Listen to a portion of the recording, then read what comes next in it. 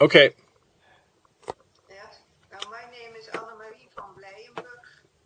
I have been married for 24 years met Kees van Korlaar. Uh, Kees van Korlaar, together with his three brothers, form a criminal organization known as the Octopus Syndicate. They work from 1960 on till the day of today. In order of Queen Beatrix, they have organized martel, torture, rape, and killing of children in a public setting.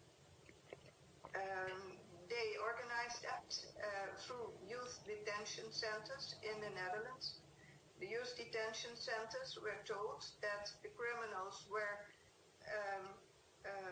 asking for the Dutch court for children who could work with the Dutch Queen for a certain period. The detention centers were very happy. They thought that Queen Beatrix was a very social woman, and they gladly volunteered in giving files of certain children to the criminals. When they wanted to verify what the criminals told them, they were given a name and a phone number of a high-ranking officer at the court of Queen Beatrix, and that high-ranking officer would state and tell them that indeed those criminals were seeking children to work for a certain period at the Dutch court.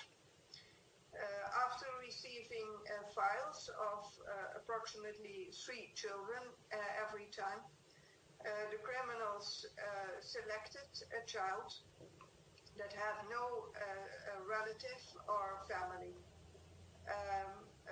They told the youth detention center child A is the one we want to see. The youth detention center bought clothes with the child so that it was well clothed to go to a solicitation conversation and put the child on train to Zwolle. In Zwolle, the criminals fetched the child from the station, brought it to a building which was equipped as a hotel but was not working as a hotel, although there were people in the lobby doing as if the hotel was in work. The child was put on a table and were giving something to drink, and in that drink, with that drink, the child was drugged. Besides that hotel was a building where the performance should take place. In that building, the people were sat down, and at a certain moment, the child was brought into that building by the criminals, was tortured, raped, and brutally murdered before those people. The audience was around Johan Frieso, Prince Johan Frieso, the second son of Queen Beatrix. I was told that Johan Frieso was quite insane and had an unhealthy interest in young children, and had a steady psychiatrist every day of his life with him. And that psychiatrist's name was Gus Parot Dumont. The criminals organized those killings in accordance with Beatrix. Beatrix paid for it, paid for the killings, and Johan Frieso, the criminals asked Johan Frieso to bring his relatives or friends with him, and so the whole building was filled with very important people from the Netherlands, ministers, high-ranking officers, and all kinds of people that the criminals could put on photo, so they could blackmail those people and get criminal advantages from that.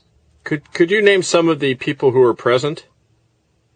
The people that I recognized there were, for instance, Prince Johan Frieso, his steady psychiatrist, Guus Barrault-Dumont. I recognized Mabel Wisse-Smith. She was there with an old steady man, I think it was George Soros. I recognized Donner, former Minister of the Law Department, at this moment Viceroy of the Netherlands. I recognized Ernst Hirsch-Ballin, a very important former Minister of Justice. I recognized A. van den Emster. He was for years the head of all judges in the Netherlands.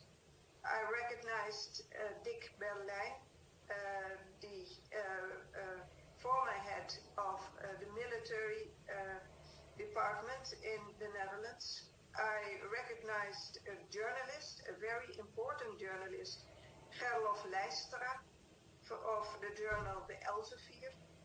I recognized Carla Herades. At present, she is president of the court in Amsterdam, a judge. I recognized Mark Rutte. He's at this moment president of the Netherlands. I recognize Geert Wilders. He is at this moment the head of the political party PVV in the Dutch parliament. There were about 50 people every time I was taken there. I have been taken there 3 times. I have seen every time a child was killed, and I have seen 2 boys killed. I have seen 1 girl killed. I presume those children were Netherlands children. I presume those children came from the detention centers of the Netherlands on the way and were recruited on the way that I've told. You said that officials at the detention centers said that they thought that they had been eaten. I've asked the journalists about 2005, the year 2005 or 2006. I asked the journalist of the journal De Telegraaf to look it out for me and to publish it in the newspaper, what was happening. The journalist told me that he had controlled my story with all the youth detention centers in the Netherlands and had spoken to people who had indeed given those files to the criminals and thought that the children they put on the train were going to a solicitation conversation and were going to work in the court of Queen Beatrix. And that some of those people of the detention center told the journalist that they thought that Queen Beatrix was eating those children up because they were putting them on the train to Zwolle and they never saw them back or heard anything about them anymore. Do you know what happened to the remains of the children after they died? Do you know where they were buried or what they did with them? Yes, unfortunately I know, yes. They were first thrown in a container behind the building where they were murdered, a cooling container. After certain performances, the container was brought to Belgium, where they a piece of land where they put the children in a hole. What is the name of the place in Belgium, do you know? I must look it up. Okay. I thought I've found it, but I must look it up. What is it that you'd like to see happen about all this? Oh, I want to see those criminals forever after bars. Yeah. You haven't received any help, though, from within the Netherlands, you said. Not one thing. No, it is terrible. From 2004 on till now today, I have spoken with every policeman I could find. Spoken with every law official I could find.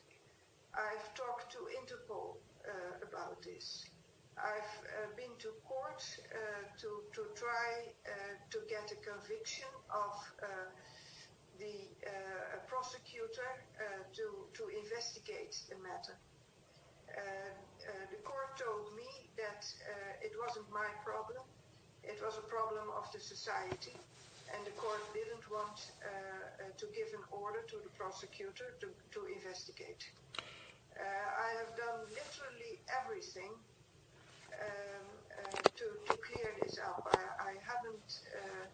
No, I have the idea that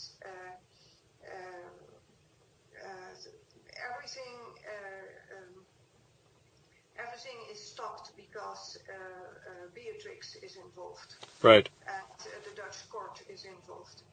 And every time some policeman wants to investigate, they slap him on the shoulders and say, don't do that because Queen Beatrix doesn't want it. Are you willing to give this testimony in another court, say a common law court? Yes.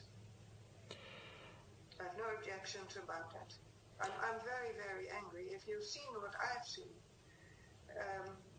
it always stays with you. I can put it aside because it is one of the gruel things that I've seen, but it's horrible. Yes. It's really horrible. It is idiot. One time when I was driven back to my home, so my husband took me there. My husband drugged me, and my husband let me see that, and my husband brought me back to the home. And my home was about 100 kilometers far. And during that ride, I suddenly came to my senses. I suddenly discovered that was a child that I had seen killed. I burst out in tears. My husband was driving. He put his arm to me and he said, don't bother. They're children of a minor order. It's just trash. It doesn't matter that they are killed. It's horrible. It's horrible. I can't describe it. It's horrible. It's idiot. Those people who are looking there and not doing anything. Those people are idiots. And your husband is still alive? He's still alive and he's still killing people. It's idiot. If you just think how many people since 2004, since I tried to stop it, have been killed. It's 10 years. Yeah. They kill approximately perhaps 10 or 20 people a year, if not more. It's horrible. I have shown the police. I have let them see 4 places in the Netherlands they used as graveyards for people. They liquidated them. Never any policeman has taken the trouble to look. Just to look. Can you name those 4 places? Yes, I can name those places. I can show them, but I will put them to you by email. But the criminals know that I've told the police. They've had every opportunity to let the bodies disappear again. I know two places where it is difficult for now to let them disappear. One is a pool, but I've seen that they did something there. I don't know what, but it must have been difficult to let the bodies disappear from that pool. But never. Normally in the Netherlands, when you find something in a house, a corpse or blood, the police goes with 20, 30 people to investigate it. And when I say to the people, I know 4 places in the Netherlands they use as a graveyard, and every graveyard, perhaps 20 till 50, perhaps 100 bodies are buried there, and nobody is looking. Nobody is looking at those places. Nobody goes there. Could you tell us your name and the date, please, today? Today is the 5th of June 2014, and my name is Annemarie van Blijenburg. Thank you, Anna Maria. We'll talk to you again.